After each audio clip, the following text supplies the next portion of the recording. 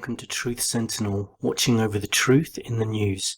Today's date is the 11th of May 2014. Welcome to all listeners. Truth Sentinel is now back in London after a number of weeks in Ukraine, a country which is rapidly deteriorating. As I was leaving Odessa, actually, in the taxi, there was crowds marching down the street, chanting. Apparently they actually went on to the police station and demanded some prisoners be released. Since I've heard things have quietened down in Odessa a bit, but I don't think it's over yet. Civil war seems inevitable. Today's news, still on the subject of Ukraine, pro-Russian separatists in eastern Ukraine holding self-rule referendums. And apparently, according to the BBC, there are chaotic scenes at polling stations, with it being very badly organised. But of course, if you read Russia Today, then it will give you a far more positive view of events. And who's telling us the truth? It's probably somewhere in the middle, I would say. I would expect the result to be for East Ukraine to go towards Russia, and it will be interesting to see the reaction from Putin, who's distanced himself from this poll. More again on Ukraine later. Ceasefire has been violated in Sudan only hours after it was supposed to come into effect. Hundreds of people across Vietnam have protested against China's role in a dispute over there on the sea. Apparently that's the largest rallies of their kind recently in that communist country. Other news this week. The Daily Mail in the UK printed yet another nauseating story about the Queen and how hard she works, and showing a photo with a caption underneath about her heavy tiara that she had to wear, which isn't that heavy at all actually. And if it is, well, how about just take it off then? It's not so difficult. She was attending some ceremony that happens every 8 years or so to award some or create some new knights. I don't know, it's all rather ridiculous. The article was commenting on her arduous long-haul flights abroad. Now, no offence, but if she was in economy class, fine. A long flight abroad could be quite arduous, but somehow I don't think her flights are going to be arduous. She's going to have 5-star treatment. She'll have the best food. She'll have probably a seat big enough for a queen to sit on, probably even a throne on there. Wouldn't be surprised. So, less of the arduous work she has to do, please. I mean, it's an outdated concept as far as I'm concerned, and only continues to be popular in the UK due to the continuous brainwashing of the masses that the Queen is good value for money, and the royal family, because of the amount of tourists they bring in. Tourists never get to meet the Queen, incidentally. And so this tourist service could be maintained at 1/1000th of the cost, just by having someone dress up as the Queen or something. I am being a bit flippant, but enough said on that anyway. Other news this week: Nigerian girls that were kidnapped. A lot of people jumping on the bandwagon now. John Kerry offers US support. President Obama and his wife Michelle are heartbroken. I really wish someone would comfort them, because I hate to think of Obama and Michelle heartbroken. I mean, they must be crying themselves to sleep. I really don't like it when they use those words like that cheaply, because I doubt very much if they're heartbroken. And maybe the families of a daughter who's been taken might be heartbroken.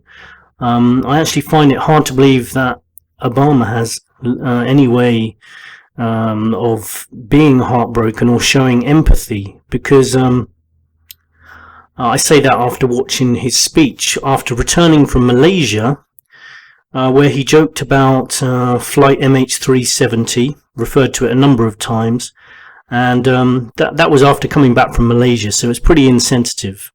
If he really cared about missing people, there was 239 missing passengers on that plane, so why is that such a big joke, something you can joke about at an after-dinner speech? Then he joked about NSA surveillance, like that's all a big joke, Actually, I and many other millions of people are actually really upset that he thinks it's fine for the NSA to spy on the entire world. What's his business? What I'm writing or what I'm saying on the phone or what I'm typing into my computer. It's none of his business, you know. I don't like him making jokes about it. Also joking about his healthcare reform, which I know isn't popular with a lot of people.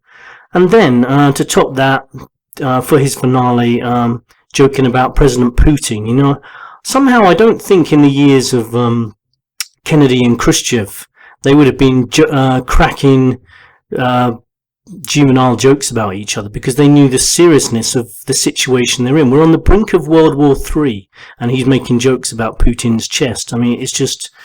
I actually think we're in danger with him in charge. I think we're in danger. But I'm not just being talking about America. I'm talking about the UK as well. Cameron has also been saying some stupid things this week, also about the missing girls. And anyway, I mean, I thought Obama's speech was undiplomatic, unprofessional, and insensitive. But anyway, that's my opinion. What do you think about that? Let me know. And I mean, I saw Michelle's video as well. She was reading from a teleprompter. Now, if you want to sound sincere, or if you want to look sincere, it's best just to talk from the heart, you know. If you start just looking at words on a teleprompter, and it did seem like she was putting a fake I'm concerned face on. You know, politicians and their friends and partners tend to do. I mean, way more than 500,000 people go missing every year in the UK and the USA. You know, they're actually in a position where they can do something about that. So they're just using it for some political gain or for some reason, you know. I mean, I've heard they're going to be moving security services in to try and help, which probably means they're planning some kind of operation over there. I mean, Cameron said that he rang the Nigerian president to offer anything that would be helpful and agreed to send out a team of counter-terrorism and intelligence experts to work alongside the bigger American team that's going out there. I suggest they're out there for some other reason, or definitely for some ulterior motive, because the moment it seems like the president and other politicians care, it's the moment to be concerned. What are they actually up to? Putin visited Crimea this week and gave yet another display of Russian military power. Killer robots are to be debated at the UN. I think they're going to be discussing the ethics of whether automated killing should be allowed. It should be a very short meeting. The answer should probably be no, but I'm sure they'll draw up guidelines on situations where it's ethically right to kill someone with a robot. It'll probably start with exceptional circumstances a robot can be used to kill with someone, and then eventually, as laws are relaxed, which they always are, they'll just be picking people off on the streets. Other news of more of an astronomical nature: a sibling sun has been found 110 light years from Earth. That report from RT, Russia Today. The sun could have a sibling, according to researchers at the University of Texas. They believe this star was born from the same cloud of gas as our sun, and this could give astronomers fresh ideas on how life on Earth started. I'm fairly skeptical personally on that we know actually much about how life started, or much about the universe. I do think in this day and age we think we're a lot more intelligent than we really are, but that's just my personal opinion. Not everyone agrees with that, I know. We'll be looking to the skies for other parts of today's program. I also noticed on Twitter, my Twitter page, that a Colorado witness in Centennial reported seeing a silent missile-shaped objects with lights that moved toward ground level about late evening a number of days ago on May the 8th, I think it was, this year. And this came from the Mutual UFO Network, otherwise known as MUFON. And we're going to be talking more on the subject of UFOs imminently. Just to mention last week's episode. Remember, this is a weekly show. I do try to get this out within 7 days of the last one. It has sort of slipped a bit to different days. I know it used to be Wednesday, then Thursday, Friday, Saturday. It just depends on other work commitments as well. But I think I'm going to aim for the weekend. I think the weekend's a good time to do this, because there's I usually have some free time. We're getting more and more people on the Truth Sentinel team. We're getting researchers, sound people who've offered to help, and thanks for people that are contacting us to offer to help. Anyone else who can, please let me know. Any guests that would like to come on, please contact us. Last episode we talked about Ukraine. We had reviews on documentaries about PSYOPs, Glenn Greenwald, Edward Snowden. Then we had our guest Mark Cocking talking about the global banking elite, and there'll be more from him today.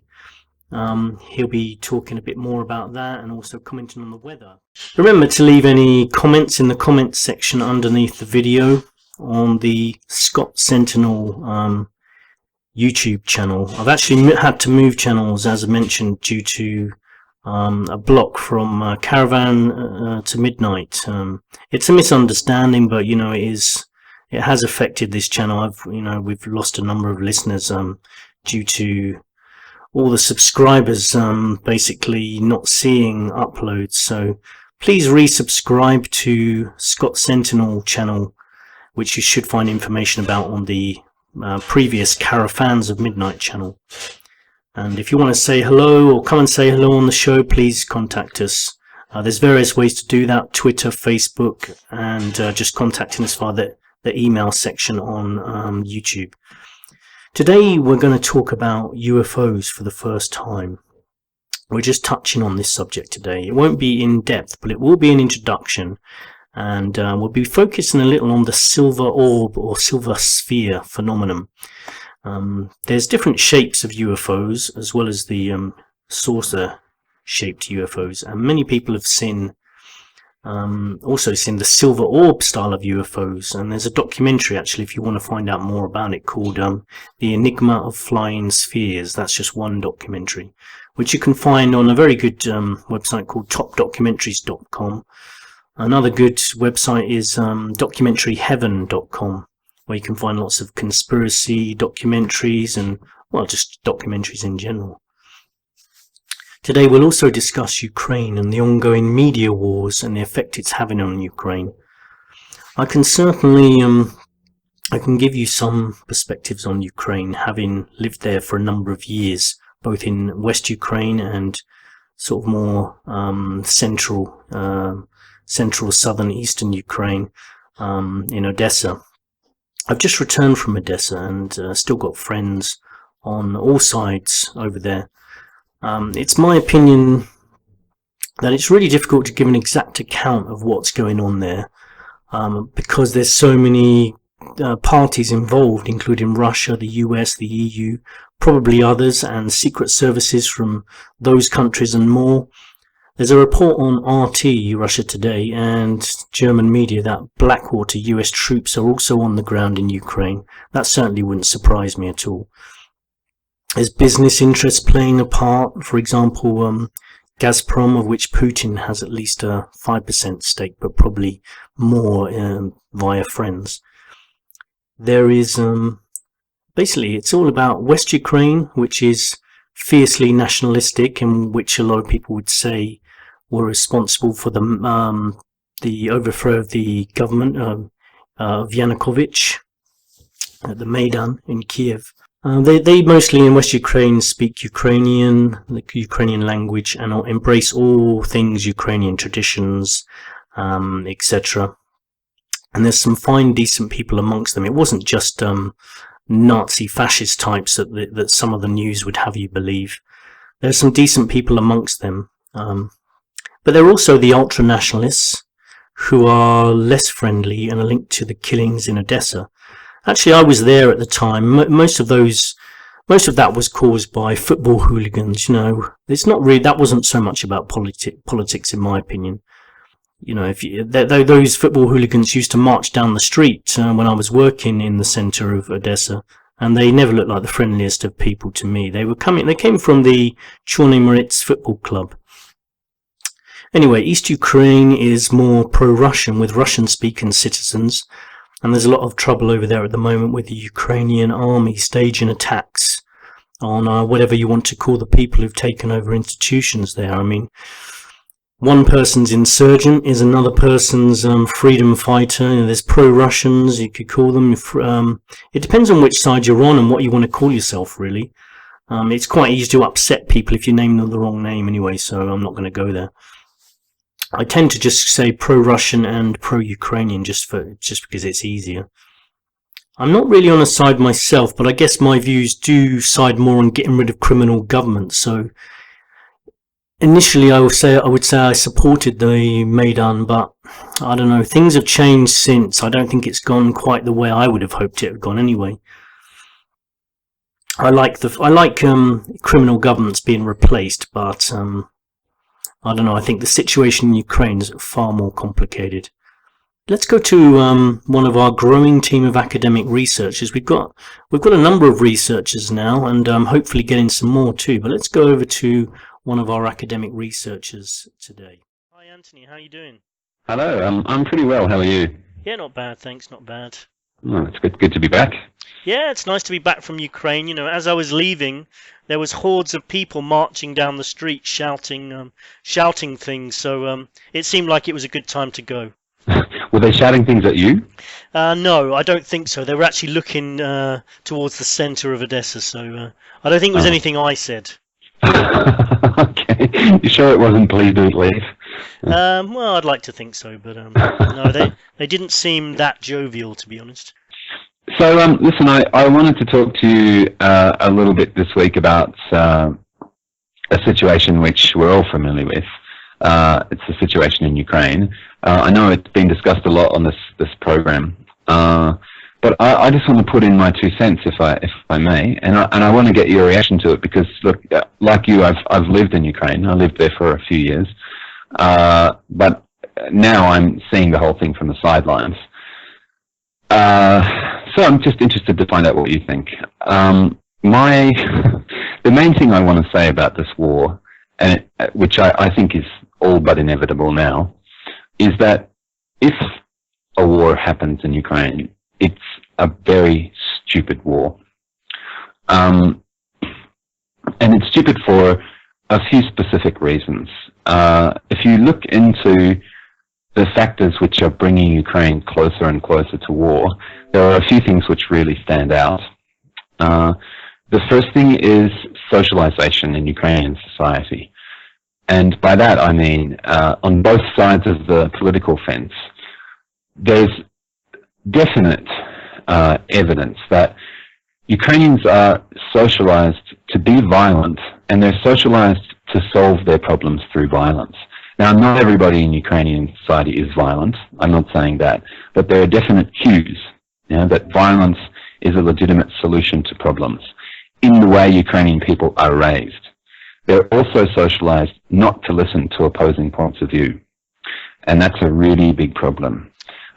When you say they're socialized not to... Because I have observed this. I totally agree with what you're saying. So, but have you found out information that suggests that this is actually a learned process? I'm looking at parental upbringing techniques, and I'm looking at the fact that there are Ukrainian schools in Ukraine and Russian schools. So in a city like Lviv, parents have to make a choice. Will I send my child to a Russian school, or will I send my child to a Ukrainian school? And in those schools, they're streamed into different views of society. But most importantly, Ukrainian children, I would like to suggest, are socialized to hate from an early age. Now, again, I don't say this is all Ukrainian children, definitely not, but definitely a significant percentage. And what are you basing these beliefs of yours on? Well, I'll give you one example. My wife is Ukrainian, and she teaches children, and she was in a lesson, a one-to-one lesson, individual student, some years ago, and the boy she was teaching was an ethnically Ukrainian 9-year-old boy. And in the middle of the lesson, the boy suddenly informed my wife that, quote, "I hate all Russians." This is a boy of 9 years of age. Now, that can only come from the schoolyard or from parents. And this is something which it's deeply disturbing. You know, from a very young age, people on the let's say Western Ukrainian-speaking side of the equation are told about the famines of the 1930s and told that Stalin deliberately engineered the famines in order to kill Ukrainians because his aim was genocide. That particular episode in history is very contentious, you know, but I'm not saying they're wrong about that. I'm saying it's debatable. However, kids learn this when they're kids, the way we learn fairy tales, you know, that Russians tried to kill them, all of them. On the Russian side, you hear about people like Stepan Bandera. Stepan Bandera, very controversial figure. He was the leader of a let's say, partisans army in Western Ukraine. And look, depending on your point of view, either fought with the Nazis because he was a fascist, or fought with the Nazis because he saw them as the lesser of two evils. As in, Ukraine was stuck. You know, when Nazi Germany decided to invade the Soviet Union, this was effectively an invasion of Russia, with Ukraine stuck in between, and Poland as well. And so the other point of view is Bandera looked at the prospects of being occupied forever by Nazi Germany and the prospects of being occupied forever by Russia, and decided that that the Nazis probably weren't going to stay around forever and the Soviet Union would, and therefore sided with the quote-unquote lesser of two evils. That's one point of view. The other point of view is that he was a Nazi. I'm not saying which one is correct. I don't think it's for me to say, but I am saying kids learn this, you know, from a very early age, and they're told that in the Russian-speaking parts of Ukraine, they're told, or at least it's implied, that the Ukrainian speakers of today are the direct ideological descendants of that man and that movement. Now, if you're told that from childhood, then you're being told this at a time when your brain is still developing. So really, what's probably going to happen to you, unless you have an epiphany at some point in your life, you grow up believing that, and that is a huge problem. This is a phenomenon, by the way, that's well studied in the Israeli-Palestinian conflict. School textbooks have been analyzed, and there was a report released last year saying that both sides vilify the other and teach a very dark view of the other in the primary school classroom. And I've actually seen that well, on video anyway. There was a documentary that went inside the schools, and it was disgusting. In talking about the Ukrainian teachers that must do this, and in the Israelis and the Palestinians, I just think shame on these people. You know, whatever you believe, don't pass it on to the next generation. Absolutely. It's disgusting. Absolutely. I don't think it's as overt in Ukraine as it is in Israel and Palestine, but I definitely think it's present in the upbringing of a lot of Ukrainian children, and I think it's really sad because it vastly reduces the prospects for either a peaceful solution now or a peaceful future for the country. The second problem in Ukraine is these information wars. The way information has been handled in Ukraine is just ridiculous. I'll give you a couple of examples of this. About a week ago, there was a rumor going around on Vkontakte, the Russian Facebook, that the Victory Day parade was going to be cancelled in Kiev, and that the government had ordered, or the government was going to order the military to shoot anyone who was wearing a Soviet medal, okay, in Kiev, in the city. That was the rumor that was going around. So I think I'd heard some rumors like that. I've definitely heard either that rumor or similar ones whilst I was there. Yeah. So let's have a look at the anatomy of this rumor. Some of the Victory Day celebrations were actually cancelled, as it turned out, for security reasons. Yeah? And getting 50,000 people together in one place is probably a bad idea at the moment. But this is how the rumor started. There were a few veterans out on the street in Kiev, just sitting in a park, And they were having a big complaint, as you know, elderly people are sometimes known to do. They were having a big complaint about the government, and one of them said, "You know what? I bet they're going to cancel the Victory Day celebrations, and if we go out with our medals, we'll be shot in the head." Right? Mm-hmm. Okay, one Twitter user overheard the conversation and tweeted it. One user. The tweet was picked up by the office of Aksinov, who's the Prime Minister of Crimea now. His office just picked it up, right? And Aksinov is a provocateur. He's a bastard. He's a real troublemaker. He's not even in Ukraine anymore, but he just can't resist the temptation to, take a pot shot at the government in Kiev. So their office reported this tweet as news on their website, yeah? And the next thing you know, it's spreading through the social networks, and it's become fact among the Russian-speaking half of the population. And it does seem that's occurred quite a lot, and it becomes fact very quickly, and it's the old scenario of people believing what they want to believe because it fits in with their perspective, basically. And at the moment, they're very willing to believe the darkest possible version of anything that happens. There was a car found early this morning outside near the city limits of Luhansk, and the car was riddled with bullets, and inside the car were a man and a woman, it seems husband and wife. There has been no investigation, and there is no real indication yet of how these two people came to die in their car. However, on the Russian social networks, it has already been concluded that the military killed them in cold blood because they wanted to leave the city. Yeah. And that's it.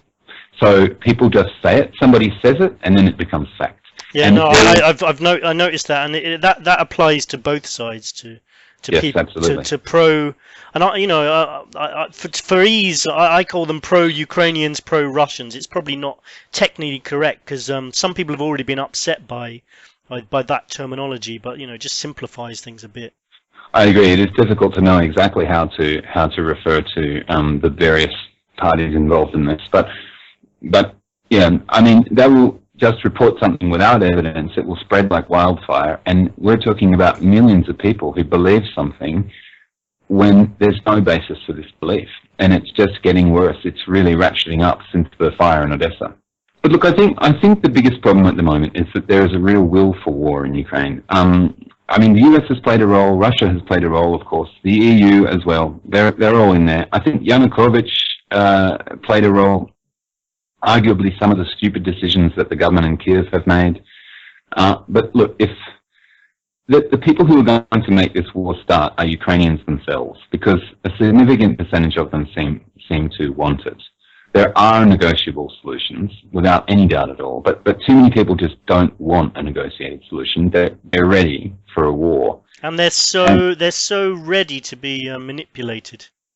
They absolutely are. Yeah, I think it's really easy to stir them up because there's something in the country at the moment. It's like a social disease that they want to get out in the street and be covered in blood, and as long as that goes on, it's not going to nothing's going to work. No negotiated solution can work. We're looking at a Balkan-style situation, and I don't think it's going to stop unless more people want it to.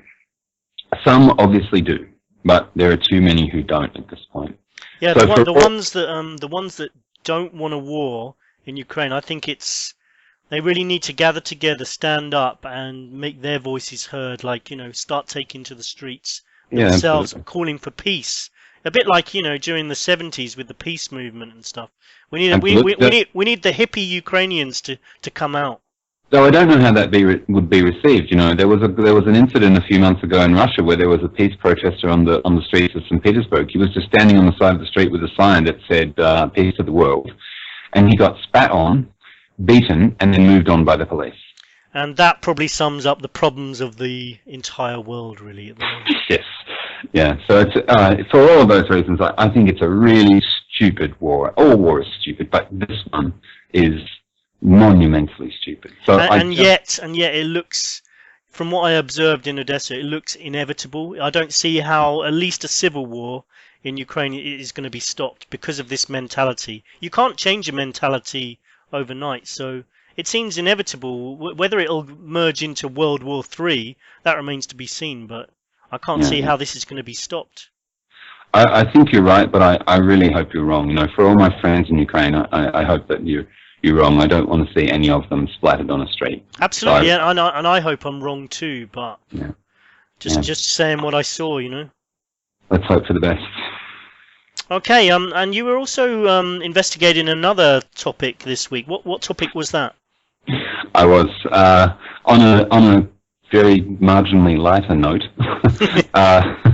I've been looking a bit into this silver orbs phenomenon because, as far as I understand, there have been some fresh sightings recently. Is that right?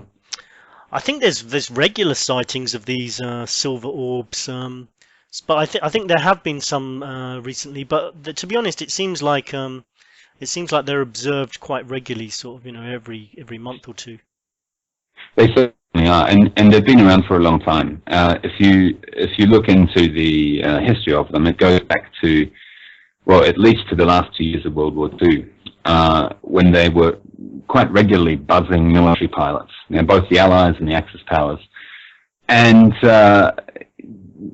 World War II pilots reported various kinds of UFOs. When I say UFO, by the way, I mean just literally a flying object that can't be identified. I'm not necessarily meaning an alien craft. Oh, absolutely. You know, and that's nearly always the case. I mean, if someone says UFO, it does mean unidentified. It doesn't have to mean aliens, you know. And we'll probably try and discuss that a little bit in a minute. But yeah, I mean, if it's unidentified, it's unidentified, right?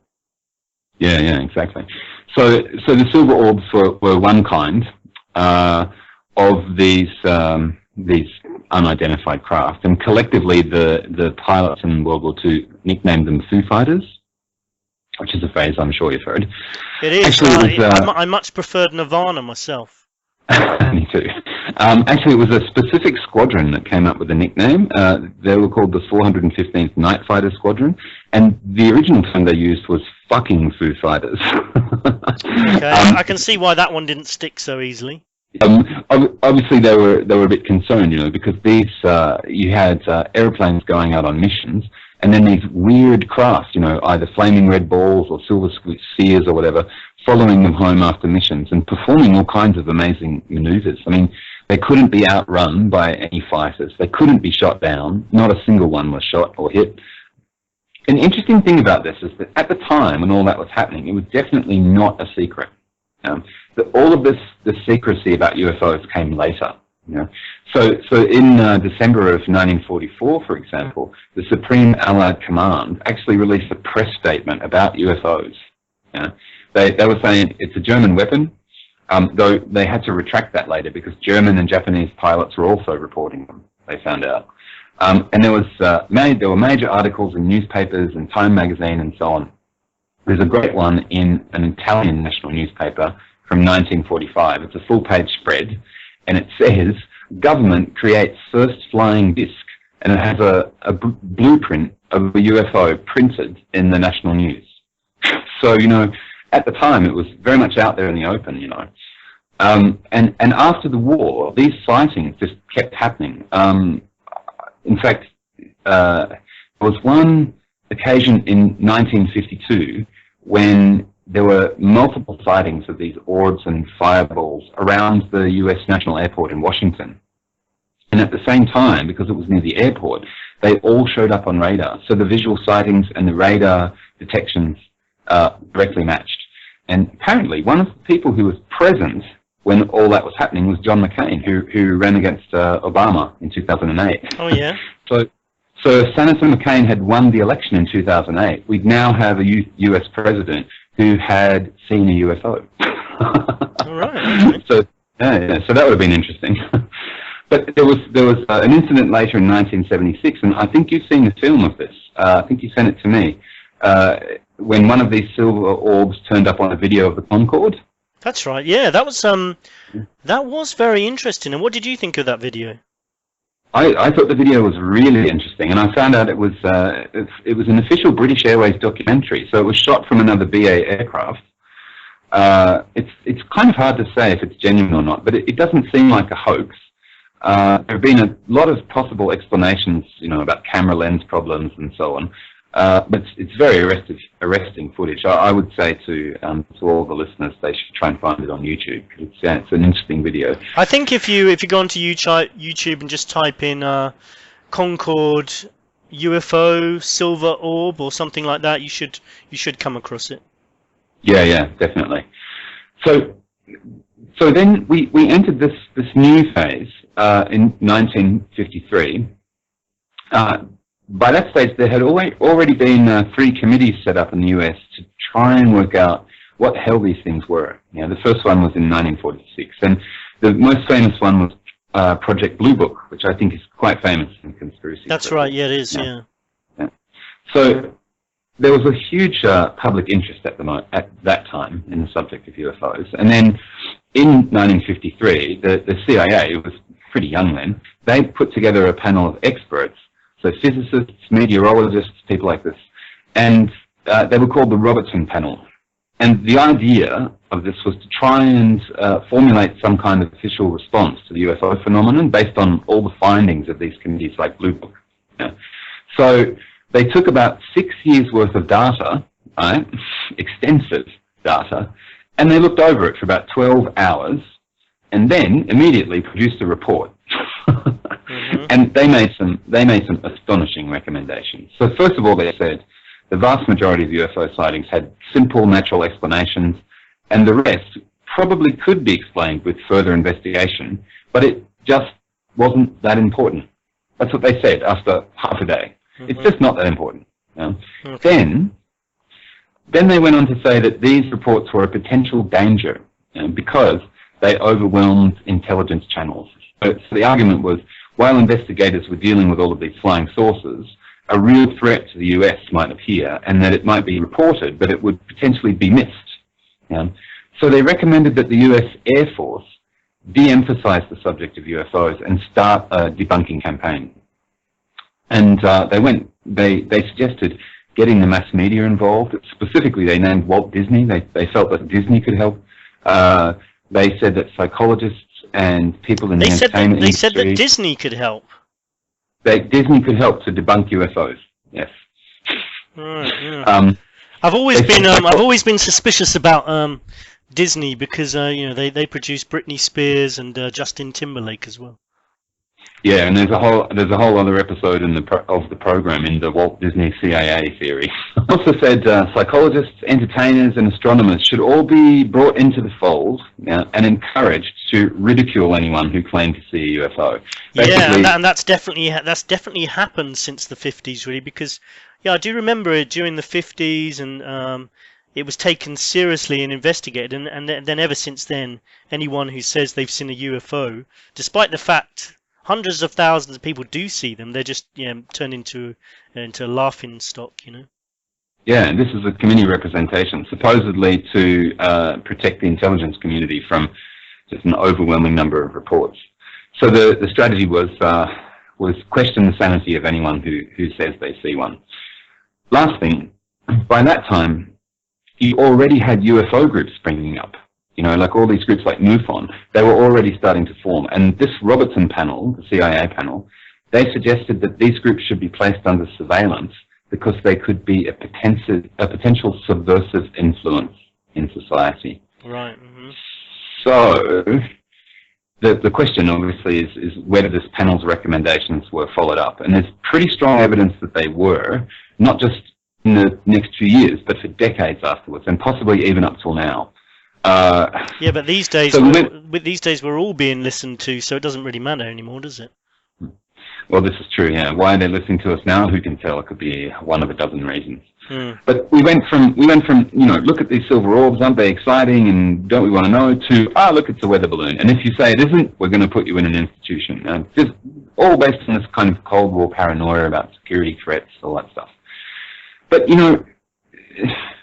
60 years later, we're still seeing UFOs now. I mean, it's happening all the time, Here in Ankara, there was a big sighting in 2012.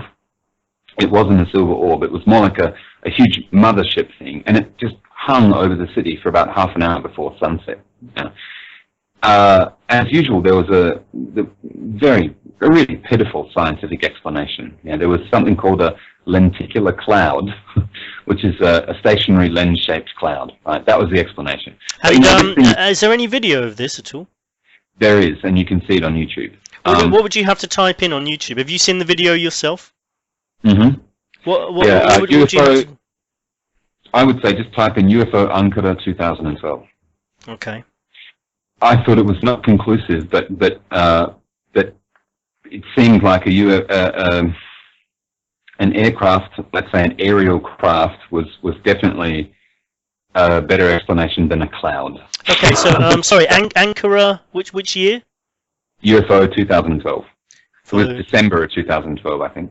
Okay. I would say it's. I can't watch it now, by the way, because YouTube is banned in Turkey. I can get it on campus, but I can't get it outside, so I can't watch it again. But yeah, it is a bit sort of hazy and fuzzy around the edges, around like a cloud from what I remember. But I just looked at it and I went, all right, it might not be the mothership, but it's definitely not a fucking cloud. Well, it seems to have. It seems to have like a cloud-like top part in the shape of a mothership, and then underneath it a very kind of more pronounced whiter ring, which doesn't. I mean, the whole thing together doesn't look like your average cloud. I think it certainly doesn't. It's fair to say that. I don't know. I reckon it's probably man-made in some way, but whether it's a man-made cloud, because I've talked about weather modification in this program before. Whether it's something that's created by man using some kind of weather modification machine or something. Yeah, I mean, there's been quite a bit written on the internet, because I researched it after you mentioned it. There's quite a bit written on the internet about chemtrails in Turkey, so that could relate. I hadn't thought of that. Yeah. Anyway, please continue. Yeah. So the debunkers proposed something called a lenticular cloud, which is a stationary lens-shaped cloud. But this thing appeared on a cloudless day. It was bright orange, and it was definitely not your average cloud. If it looks like anything apart from a spaceship, it looks like something that may be connected to chemtrails. But I don't know, I'm speculating. But thousands of witnesses. And I'm a lifelong skeptic when it comes to unexplained phenomena. I'm an interested skeptic, definitely, but still I tend to be skeptical. But I have to say, this has really been a pattern. I mean, these really lame explanations for really intriguing and bizarre aerial phenomena. Actually, a while ago, on a conspiracy website, there was a thread about the weather balloon theory, and it was the usual stuff about UFOs being explained away as weather balloons, blah blah blah. And then a guy got onto the thread and said, "Hi, I actually launch weather balloons for a living," and he explained what you should look for if you're looking for a weather balloon. They have a metallic coloured target in the centre of them to assist in radar detection. So if you're not looking at something with a colour target printed in the middle of it, then you're not looking at a weather balloon. Yeah, I mean, half the time it's quite obvious that these things aren't weather balloons, but I guess there must be some occasion where a weather balloon is mistaken for a UFO, but most of the time I don't think it's anything to do with that.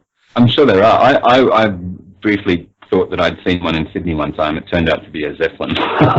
So, obviously you can make errors. But you can indeed. I once looked out the window and I thought I could see one. Then I realised it was a candle that was reflected in the window from behind me. So yeah, it's very easy. Yeah. Anyway, so if they're not clouds and they're not weather balloons, then what are they? And here's where we get into the theories. There's the Snellmo's fire theory.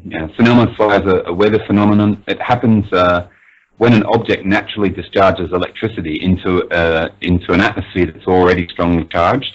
And so you get this stuff created called plasma, and it's luminous, and it can look like a ball lightning or a fireball or a glowing light, various things like this. And it most often happens during thunderstorms or volcanic eruptions because they charge up the atmosphere.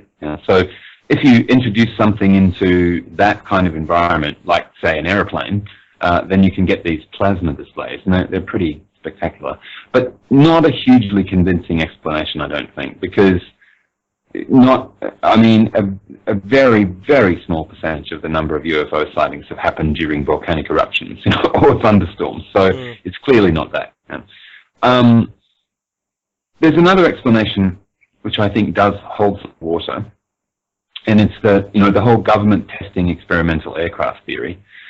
And you remember a while ago we were talking about information management, and you mentioned that everything goes back to the Nazis. So, yeah, absolutely. Yeah. So I'm afraid I have to tell you again that once again this story goes back to the Nazis. Okay. I mentioned at the start, in some cases, the Allied Supreme Command in World War II were concerned that these things might be Nazi weapons. And we know that towards the end of the war, the Nazis did develop some flying machines that were just not like anything that anyone else had developed up to that point. You had the V-1 and the V-2 rockets, you had the first jet fighters, you had a thing called a flying wing, which would turn out to be significant later. They were thinking about aerial propulsion, jet propulsion, and other means of aerial propulsion in a way that nobody else was. Well, weren't they also looking at anti-gravity machines as well? They were, and I want to talk about that because that is really interesting. I think that it plays a part in this whole puzzle, definitely. So we know that after the war, some of the scientists who were working on these projects were transferred to the USA as part of this thing called Operation Paperclip. And the official story was that the Americans wanted to prevent the USSR from getting hold of these scientists and their technological advances. Also, a little less famously, the US also wanted to prevent Britain from getting hold of the technology. So they smuggled a bunch of scientists into the US via Latin America. They sanitized their personal records so that all the connections to the Nazi Party were erased. And then they set them to work in various facilities. And a large number of these guys were rocket scientists and aeronautical engineers. The aeronautics guys mostly ended up at a place called Wright Field, which was a high-security storage facility. And in that facility was stored all of the technology that had been, let's say, captured from the Luftwaffe in the last phase of the war when the Americans occupied Germany. And this definitely was secret technology. This was not just, oh, look, their planes are nice, let's take them. This was the classified stuff. So it was all stored at this place, Wright Field, and then these aeronautical engineers from Germany were brought over to this place. Now, Paperclip continued, actually, until 1990, and altogether, there were about 1,600 scientists involved in it.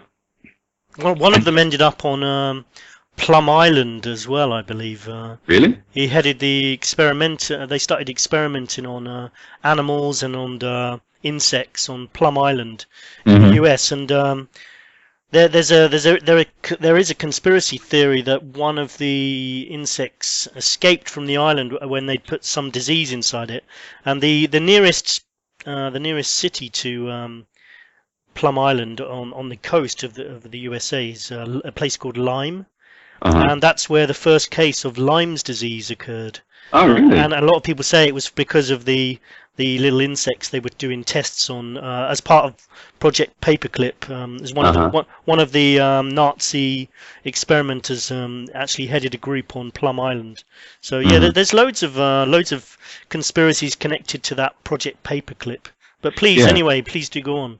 Yeah, no, you're right. You're absolutely right. I'd not heard about that one, but yeah, Paperclip was huge. And if you ask for an official answer, because Paperclip is acknowledged now, I mean, it's acknowledged that it existed, and the official answer is they were helping the USA become rich, right, by patenting various technologies. So those guys would work on some kind of technological advance, and then they would patent it. And in fact, by the time the project finished, the Operation Paperclip had submitted about $10 billion worth of patents, which really is a fairly significant contribution to the wealth of the USA.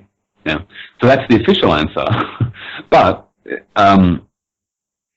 how does this link back to silver orbs and UFOs and all that kind of stuff? Well, some of the German blueprints from the end of the war were for inventions like disc-shaped aircraft and the flying wing that I mentioned.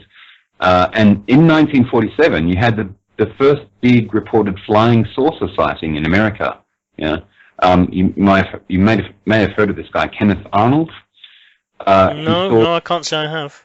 Okay. Well, he saw 9 craft, and he described them all differently, but he described one as looking like a saucer, hence the term flying saucer. Oh, okay. Yeah? Mm-hmm. But the others were shaped differently. You know, they were flying discs, flying wings, and flying orbs.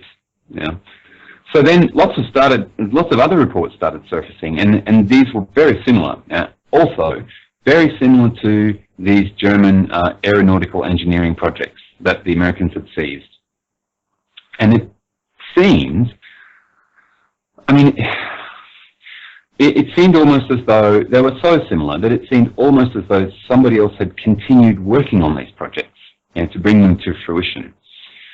Now, there's also, I think, possibly the most interesting case is a guy called Victor Schauberger. He was an amazingly, let's say, unorthodox and ingenious kind of inventor. Yeah, he's one of those guys, kind of like Nikola Tesla. So Tesla is famous now, yeah, but for a long time he was in that guys who should be more famous category. And I think Schauberger is the same. So to give you an example, he was the first person to propose cold fusion. Yeah? Mm-hmm. So kind of a thinking out of the box guy, right? But he did actually also invent a flying disc. And this is not conspiracy theory. This is just uncontroversial fact. He tested it. It worked. He was actually a naturalist, and he was into this idea of creating something that he called levity. Levity is the opposite of gravity. So he found examples of it in nature, forces which could not fight against gravity like traditional aeronautics, but kind of cancel it out. So he studied water, for example, in great detail, and he found that in certain instances, because of the unique topography of water, it could sometimes acquire this property of levity, the opposite of gravity, a kind of pushing up force. You know? Mm-hmm. So he reasoned that if you could generate this force inside an aircraft, then you wouldn't need conventional means of power. They just wouldn't be relevant anymore. You'd actually be using nature's own force to escape from all of the normal constraints like G-forces and all that kind of thing. So when we see these films of UFOs and hear accounts of UFOs and strange maneuvers they make, you know, they don't seem to, people often say this, witnesses say, it didn't seem to obey the laws of gravity. Well, according to Schauberger, nature doesn't always obey the laws of gravity because it has an opposing force of its own. Okay, so he produced blueprints for a flying machine, which he said was shaped like a saucer, and ran on this principle of levity. Inside the machine, there was a thing that he called a liquid vortex propulsion system, and in this system, water would be rotated into this kind of twisting oscillation. It was called a colloidal. So this particular rotation pattern of water that you occasionally see in nature, like a vortex, yeah? And the result of that is this immense buildup of energy. Suddenly, the water frees itself from gravity, and you get an enormous levitation force. Yeah? And this was what powered his machine, which worked. Was this orb shaped? It was. This one was also shaped. Mm-hmm. Yeah. Now he actually built. There's a report that he wrote a letter to one of his friends, yeah, talking about an orb design, saying that a prototype of it had been constructed in Nazi Germany during the Second World War using prison labor at the Mauthausen concentration camp. According to the story, in his letter he wrote that the craft actually flew on the 19th of February 1945 near Prague, and in 3 minutes it went from the ground to 45,000 feet. Wow, And that's amazing. Was that the Nazi bell that I've read about, or was that something else? I'm not sure about the Nazi bell. I think Schauberger does turn up in the Nazi bell theories, but I'm not sure in exactly what connection. Unfortunately, according to Schauberger, the Nazis destroyed their prototype so the Allies wouldn't get hold of it. But still, I think it's extremely intriguing. He wasn't a paperclip scientist, and in biographies, it's said that he refused to work for the Nazis. There was apparently he met Hitler in 1934, and Hitler tried to woo him, but he refused. But that's what his biographers say. And I think if Hitler tried to woo me, I'd refuse too. Yeah. But the thing is, this is written by biographers that are just in awe of Schauberger. Amongst the people who know him, he's kind of a hero because he had so many ideas that were just so off the scale. Mm-hmm. But he did spend some time in the USA. He worked for a major aeronautical corporation, and his projects are just so similar to the things that started appearing in the skies in the late 40s, including the Orbs, that it's hard not to suspect a possible link. Okay. So in terms of this question about how much knowledge governments have about seers and orbs and disks, this theory suggests that they know everything. Mm-hmm. Basically, no little green men required, just some very clever Germans given a big operating budget and amnesty, and that the government knows all there is to know about these unidentified flying objects. And personally, I find this the most convincing explanation. If we talk about the alien theories, there's a big challenge, I think, to be overcome by people who support the alien theories. And basically, it sounds silly, but to paraphrase Douglas Adams, space is big. I mean, the distances that you would need to cross in order to visit another inhabited world, I mean, you count those distances in terms of how many hundreds of years light takes to get to those other worlds. So, if you want to put forward an alien theory convincingly, I think it is possible. What about wormholes? Yeah, I wouldn't rule it out, but I think there's three things you need to consider, and you have to do at least one of these things. The first one is you need to show some evidence of a workaround solution for this light speed barrier. Well, surely that'd be the wormholes, wouldn't it? Yeah, the wormholes are one theory which looks at that. How can this light speed barrier be broken? And we have to acknowledge that we're living in a universe that's existed for 10 billion years longer than our planet has, meaning that there would be a lot of time for civilizations to develop to a point where maybe they would work out a solution like this. So that's possible. In my personal opinion, it hasn't been proposed very convincingly yet, but I think that could change. We'll see what happens with that.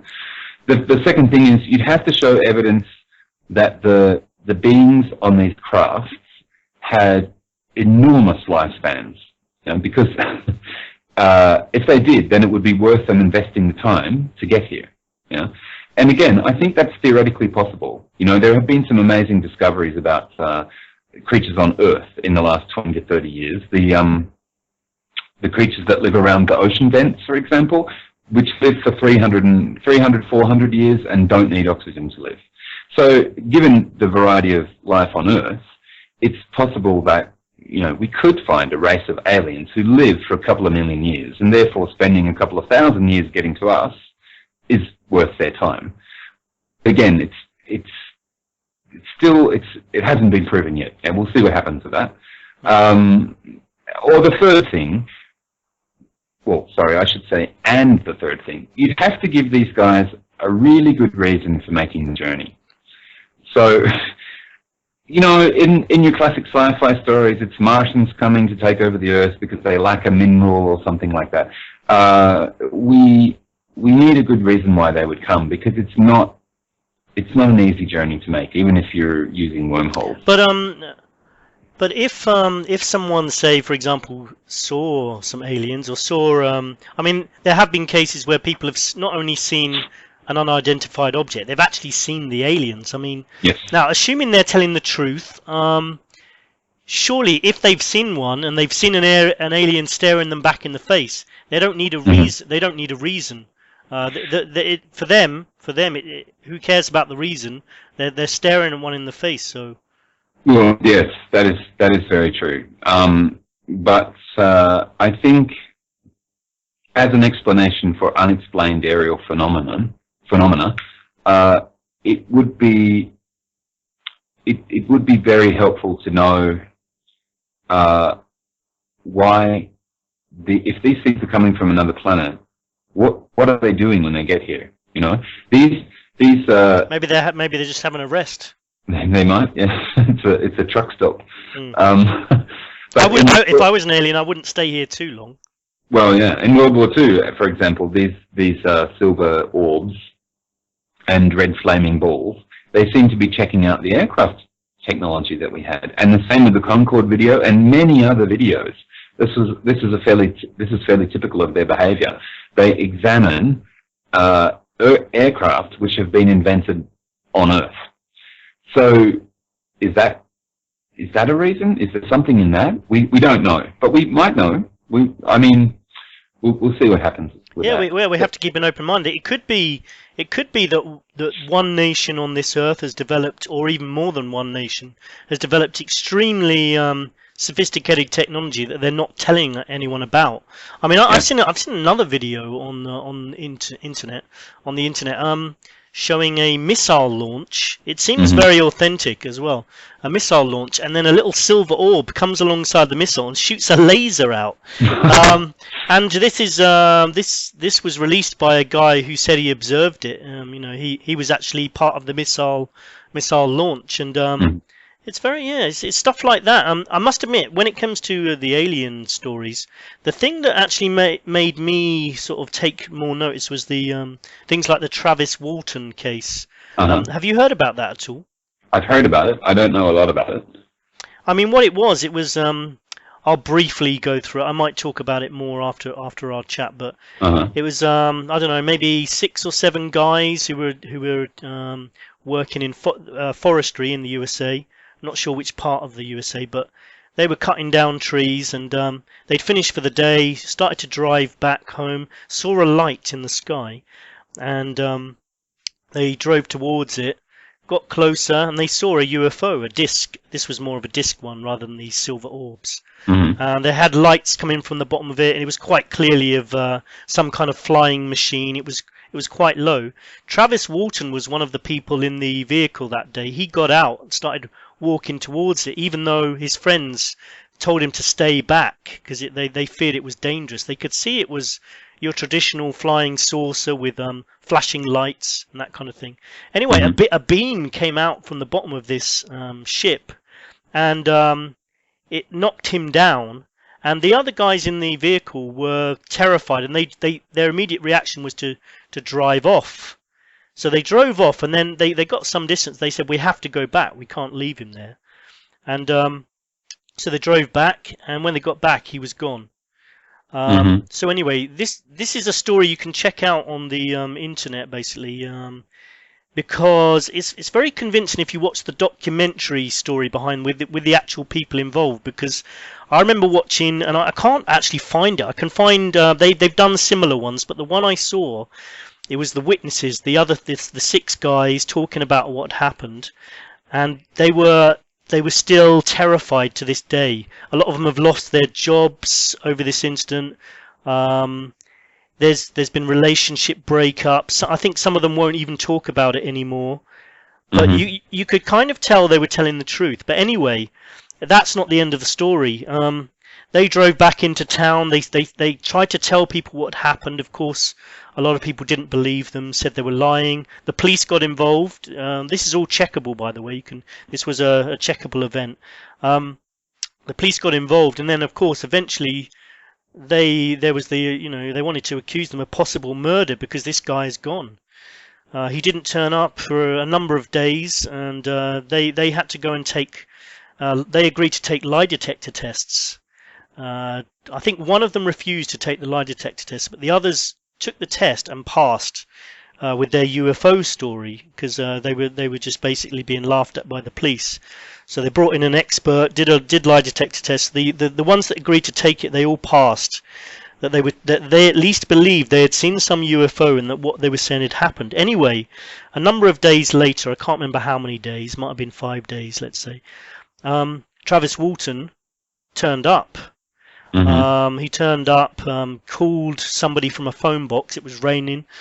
They went out and got him, brought him back, and everybody wanted to know what had happened, you know. And he gave his account, which is basically being taken up inside a ship. And inside the ship, they were doing some experiments. He was terrified again. He tried to escape. There was one person that he described on the ship was of human appearance. But the others were clearly not of human appearance, and he described them. Anyway, he obviously the case then went on. He was then accused of wasting police time, that this was all a lie. So everybody took lie detector tests, including himself, and they all passed. And anyway, this went on for years and years. They all stuck to their stories. As I said, it didn't turn out well for them all. I mean, by sticking to this story, a lot of them lost jobs or were ridiculed. And you know, anyone who is interested in it, just check out the story. And I would recommend try to find a good documentary online where the people involved are talking, because I have to say they're quite convincing. Some of these people, some of them don't want to talk about it. It's clear that they're being dragged into something they don't want to talk about. But have a look at that case. I would recommend anyone who thinks that, you know, UFOs, there can't be aliens. And I'm not saying, you know, I mean, there's a possibility somebody's lying, but it's a very convincing story when you've got 6 people all saying the same thing, passing lie detector tests. If you listen to them, some of them are clearly quite scared about what happened that day. Travis Walton still sticks to his story.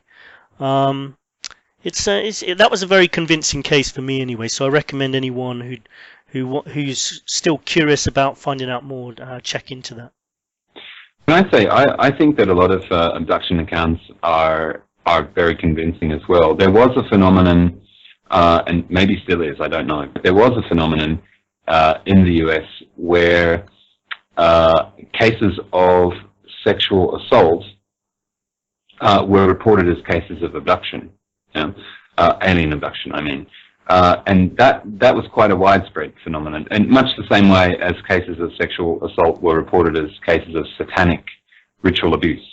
The two things seemed to blossom around the same time, and it was, I mean, the theory is that this is a result of the person who is the victim of the sexual assault is sexually abused by somebody who they love and trust, and cannot comprehend that person would sexually abuse them, and so has a fantasy involving either Satanists or little green men or whoever it might be. However, that aside, I think there are a very great number of convincing accounts of abduction.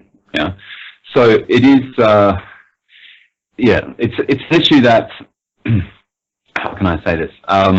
I would say that the jury is still out, but I think that the government aeronautical research thing, the alien theory, there's certainly evidence for both. Let's say that. I wanted to also mention, just lastly, one thing that I like. I don't think this is the most likely theory, but this is a theory that comes up every so often. It's an alien-based theory, and it's we could call it the forfeited stewardship theory. So, in other words, we've forfeited our stewardship of the planet, and aliens, having seen what a mess we've made of it, have decided to do things like preserving samples of life on Earth so that the planet can be replenished when we're gone. I am not saying that I'm going with this theory, but I do find it somehow very appealing. Do you mean that aliens are living amongst us? Is that what you're saying? I mean to say that that perhaps these abductions are not happening only to humans but to other species as well, and that there is a vast gene bank. This is the theory. There's a vast gene bank somewhere else in the galaxy of earthly genes, because these aliens have seen the planet is on the road to disaster, and in much the same way that zoos preserve some species that have become extinct or are about to become extinct in the wild, and also they take samples from captive animals in the hope of perhaps reintroducing those animals later when conditions improve. There's a lot of zoo programs for which that is the goal. That tigers are a case in point. In much the same way, this theory goes, that there is another race watching over the Earth thinking, oh my God, what are you guys doing down there? We have to create a gene bank so that when you finally get through this phase of incredible destruction and the Earth has a chance to recover, we might be able to repopulate it with some of the species you've destroyed. I know it's an incredibly outlandish theory. I'm not saying it's true. I'm just saying it's quite appealing. Yeah, and we'll always look at all theories. I mean, I saw a documentary the other night actually. Another thing that's worth checking out is a guy called Phil Schneider, who was basically saying that aliens are already here and they're living underground. Mm-hmm. And the curious thing about his case was it was him and a number of friends who were working in construction, and they were working on these underground bases for the military. And they came across these aliens by mistake, and there was deaths involved. And anyway, he had a group of friends, and one by one they were killed mysteriously. Mm-hmm. And I was watching the documentary, and Phil Schneider's actually talking in this documentary, and he's saying all his friends have been killed over this, and that he believes someone's following him. And then, sure enough, documentary ends, and Phil Schneider wound up dead himself. Found I think hung, or some kind of ligature around his neck, mm-hmm. and it was put down as suicide. But his friends and his wife believe it wasn't suicide. By the way, I'm talking about cover-ups and suicide. I read today. I was looking at conspiracy theories, and people had been killed under mysterious circumstances, and one of them had 2 bullet holes to the head, and it was put down by the doctor as suicide. And I just thought, how do you do that? That's a very determined suicide, isn't it? It is, yeah. He didn't get it right first time, so he just made sure the second time. Yeah. Well, maybe it was trepanning. You know about self-trepanning? Oh, what's that? Opening a hole in the front of the skull in order to open the third eye. I wouldn't recommend this at home at all to any listeners. It was a kind of a fad in the, let me think, the 70s perhaps. There is a footage around. I don't know where you could find it. You may find it on the internet, but it's quite graphic footage of people just drilling into their skulls. It was definitely like I said, a bit of a fad for a while. But I guess it's not the kind of thing that's going to survive for a long time. You know. I can see why it might not have caught on anyway. Yeah. Another case I wanted to talk about was the Rendlesham Forest incident. Mm-hmm. This was a UFO that landed in Rendlesham Forest in the UK on a military base. I think it was a US base, actually. We do have some US bases over here in the UK. And do you? No, you can't. That can't possibly be true. Yeah, some of them aren't secret either. No, we have some US bases over here, and I don't know if Rendlesham Forest is one of them. But anyway, the UFO was seen by military commanders. It was seen by people based there. And it's all been recorded. And basically, I saw a documentary where the commander of the airbase said this needs to be talked about and investigated, because we can't have mysterious objects dropping into air bases and violating all the defences of that airbase. Yeah, and we need to find out what this was. And actually, the Rendlesham Forest UFO was supposed to have hieroglyphics on the outside. That was the witness statement said he saw hieroglyphics on the outside of the aircraft. That's been sorry to interrupt you. That has been reported quite a few times, by the way. It has actually, yeah. Unusual symbols on the sides of these. Unusual hieroglyphs or something, and that actually I think was they had unusual hieroglyphs on the Nazi bell. So everything does seem to go back to the Nazis. One of these days we will talk about the Nazis and Fanta. We will one day. So shall we call it a day on this subject? Yeah. Let's. I just want to wrap up by saying I think there is I think that the alien theory has a lot to recommend it, but at this stage I think I'm going with the top secret government aircraft theory. I think personally I'm going to go for both. Fair enough. Just so that basically I won't be wrong because I'll have covered both bases. Good strategy. Okay, well take it easy and we'll check in again with you soon. Okay. Okay. Thanks very much for having me on again, Scott. Yeah. No. Thank you. Okay. See you. Okay. Bye. So we touched on UFOs there, but I wanted to talk to another guest, researcher and UFO witness, who can hopefully talk a little bit more about the subject. We'll go now to Ben, somewhere in London. Ben has been interested in the UFO phenomenon for many years and has witnessed a silver orb UFO. So he'd be ideal to talk to about the particular subject we're talking about today. Ben, hi and welcome to Truth Sentinel. Hi Scott, it's a pleasure to be here and to be invited on your show. You're most welcome. Can you tell us a little bit about yourself? Sure, I'm currently an early years worker working in the UK. I've studied planetary science and astrophysics at Bristol University, and I had a sphere UFO experience when I was younger. Yeah, can you tell us about that experience? How old were you at the time? I was 7 at the time, but I did share the experience with my brother who was older. And what actually happened? We were actually playing in our house, and all of a sudden we noticed there was an eerie silence. We looked out the window and noticed this orb hovering above the road, across the road. We looked at the orb for some time. It must have been at least 5 minutes. During that time it just didn't move at all, and we were completely awestruck by it. Whereabouts were you at the time? Was this in the UK? This is in London, in fact, during the summer. It was a bright, clear day.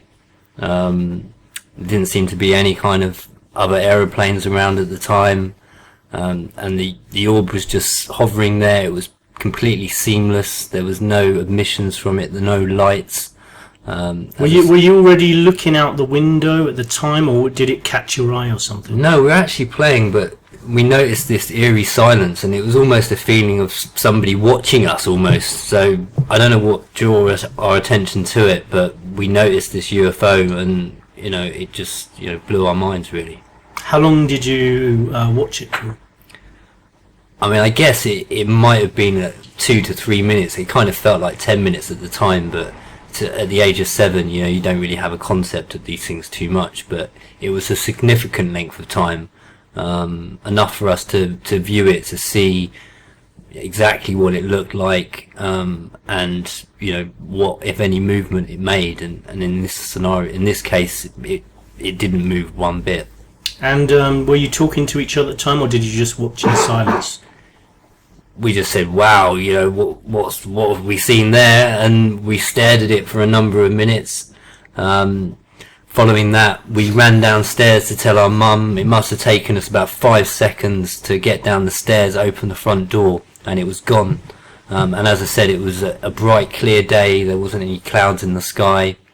And the UFO was actually only across the road, hovering above a fir tree, which must have been about 20 meters. So we got a really clear view of it. And you told your mum about this experience. What did she think? Yeah, we called her out at the time, and we said, Mum, come out and look at this thing. And by the time we got out, like I said, it was gone. So unfortunately, she didn't get to share the experience that we had, but it's one that stayed with me for the rest of my life, and hence the planetary science and the research that I've done into UFOs since then. As well as seeing the UFO, did you have any sensation? Did you feel anything? Can you tell us a bit about what went through your mind at the time?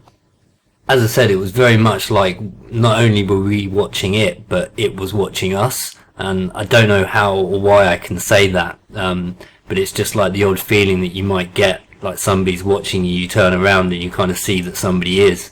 That's as much as I can explain, really. But as I said about the UFO itself, it was completely seamless. The only way that I could describe it is that it was comparable to a ball bearing, one that you might find in a wheel on a bicycle, but rather than shiny, it was completely dull. And what sort of size would you say it was? I'd approximate it, because it was hovering above the fir tree, and it was wider than that. It must have been 2 to 3 meters in diameter. Did it give off any sound at all? None whatsoever. There was no sound, there was no light, no emissions. No movements? No movements whatsoever. It was completely motionless for the length of time that we viewed it for, which was a number of minutes. And what did your brother, what has your brother said about this in the years since? We've talked about it, and it's kind of something that we don't talk about too often. I think he was kind of a bit more freaked out by it than myself, and although I couldn't say that I knew what it was, but I was familiar with military aircraft and conventional aircraft, and it was nothing like that. And in 1982, as far as I'm aware, we didn't have the capabilities to levitate, keep an object motionless for a number of minutes. So I could only ever believe, I have believed that it may well have been not from this world, really. And it obviously had a big effect on your life, and you became very interested in UFOs. Did you start researching silver orbs in particular? Not specifically. I really got, like I said, the impression that it wasn't from this world. So I was very interested from that moment on in different experiences. Although it wasn't really till I was older that I start looking into it. I have come across different sphere of UFOs on the internet. There's one particular case in Russia of a similar type of UFO, although in that occasion, which has been filmed, I think you can get it on YouTube, it's moving around a lot, up and down and hovering almost in an erratic way, whereas what I experienced, like I said, seemed much more controlled. So Ben, what other UFO events have particularly impressed you?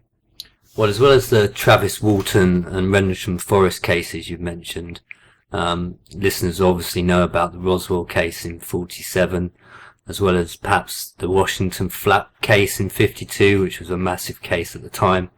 There's also Barney and Betty Hill, who had an abduction in 1961, as well as some of your listeners may know about the nuclear missile base that was disabled in 1967 in the USA, and perhaps more recently the Mexican military encounter in which they videoed I believe 11 UFOs in 2004. Similarly, Gary McKinnon, who in 2002 hacked into military computer files looking for free energy and UFO cover-ups, but he came across some information relating to non-terrestrial officers that was in throughout the military and government, as well as other officials. And as well as that, he also found evidence about USA having space fleets in which they've got their own crafts that can fly interstellar space travel as we know it right now. And he must have upset them to a certain extent, because they wanted to extradite him to the US, and it was only a last-minute effort by politicians in the UK that stopped that happening. I mean, he's supposed to have Asperger's. Yeah, he's got Asperger's syndrome, and I guess that may have been part of the reason why he was able to be let off. I mean, he's just thankful that he was, and that the information got out to us, because it's really compelling. But how much information really did get out? I mean, I'd love to get him on this show at some point and see if he can talk to us, but I've got a feeling he's been told that he can't talk too much about it, because I haven't heard an awful lot about what he saw. No, neither myself. I mean, it's gone quite quiet since it all came out. Hopefully you'll get an opportunity to do that, Scott, because I think it would really be beneficial for the public to hear a little bit more about it. Well, I have tweeted him, that's all I can say at the moment. Well, good luck with that, Scott. One more question for you before you go. I know you're a busy man. What do you say to people who say UFOs are most likely advanced military craft originated from Earth and not necessarily of alien origin? Well, I can kind of understand that. you'll probably find that quite a lot of cases that it is military craft, but it's my belief that these are reverse engineered from originally alien crafts. Going back to the Roswell incident in 1947, I think governments across the world, particularly the USA, Germany, as well as England and Russia, have had access to these alien crafts. Like I said, reverse engineered them and created their own. And so you'll probably find that, it's a mix really. But like I said, it's my belief that aliens are here, and some of those alien crafts that you see are from alien origins, and some are from military as well. I just think it's a little far-fetched to think that we're the only life form in this universe. We're such a small speck in such a massive place, and there's just got to be other life forms out there. And with some of the information coming through, something like what Bob Lazar's come out and said, that these crafts are able to traverse interstellar space at a blink of an eye, and light speed is not necessary in order to be able to do this. So, anyone that's kind of thinking that it would take millions and hundreds of thousands of years at light speed to get here, I don't believe that's true. It's just a question of... Okay, now the UFO subject is such a huge subject, and we're only just lightly touching on it today. I hope we can go in more detail in the future. Maybe you'll come back and discuss some other topics to do with this same subject. Yeah, I'd love to. If any of your listeners have got any questions that they want answering, or they want me to even look into some cases in more detail, I'd love to come back, Scott. It's been a pleasure to be here. So nice of Ben to join us today. Thanks for that. Topics coming up in future episodes could include conspiracies, cover-ups, more on UFOs, other mysteries such as the Dyatlov Pass incident. If you're not familiar with that, some climbers mysteriously died in the Ural Mountains. Best if you read the story, because we'll go into it in depth at some point. Who knows what else we'll talk about. Anything where the truth about what happened is not yet agreed upon or is being covered up. This week, I've listened a little bit to Alex Jones, Hagman and Hagman. John B. Wells, you're in my bad book a bit this week after affecting our channel and cutting down the number of listeners we've got. It's a long story, but he put his channel put a block on our channel due to a misunderstanding about an advert I had to support Caravans of Midnight. Please subscribe both to Caravans of Midnight and to Truth Sentinel, because then you'll be prompted when a new episode comes up. We'll eventually be moving everything across to the Truth Sentinel channel. I think that's going to be the main channel, because a lot of the features on Caravans of Midnight are no longer usable. This is the section where we usually talk about economic markets, sports, space, or weather, those kind of things.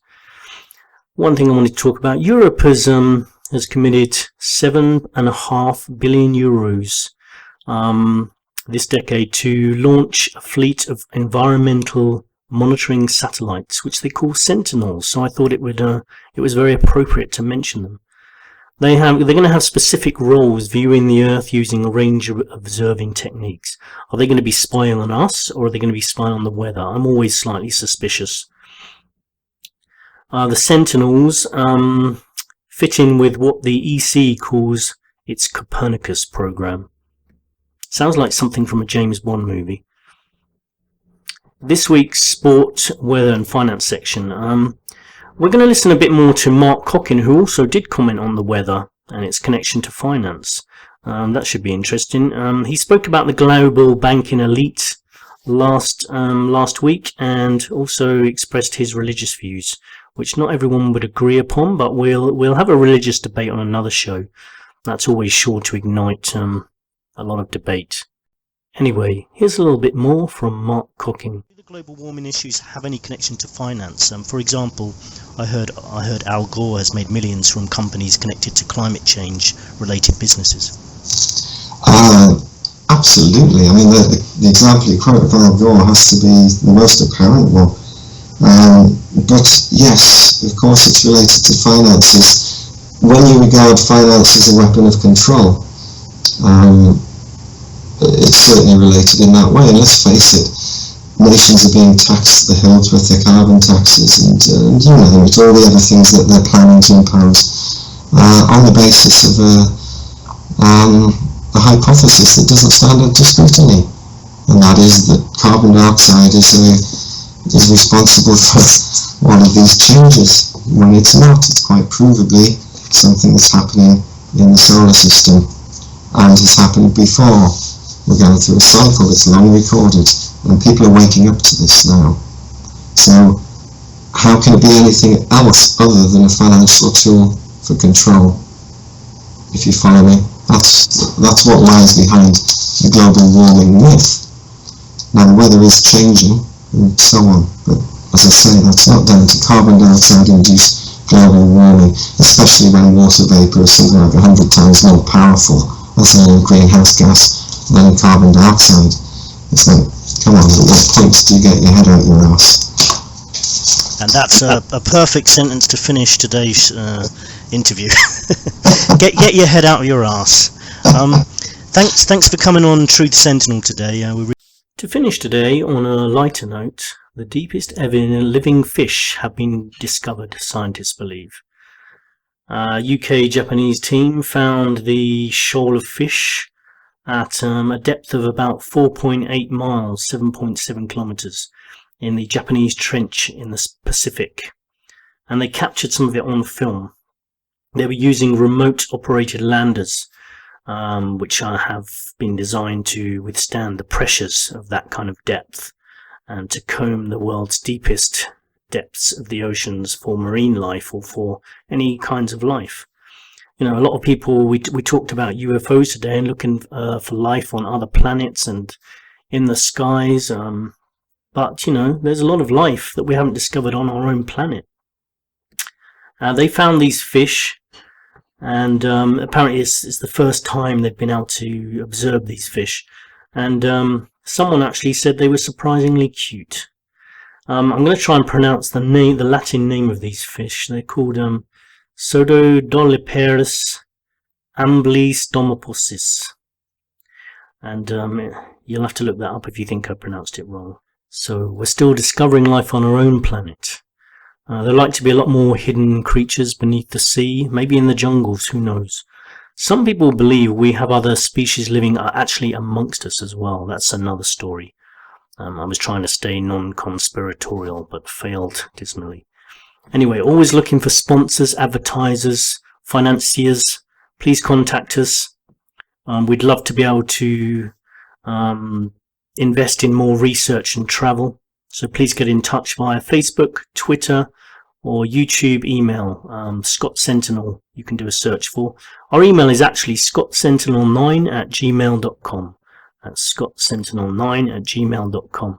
Contact us for any reason. If you want to come on the show, or if you want to help in some way, or if you want to invest. Let us know how the sound is coming through, any ways we can improve. Thanks very much. Thanks for listening to Truth Sentinel today.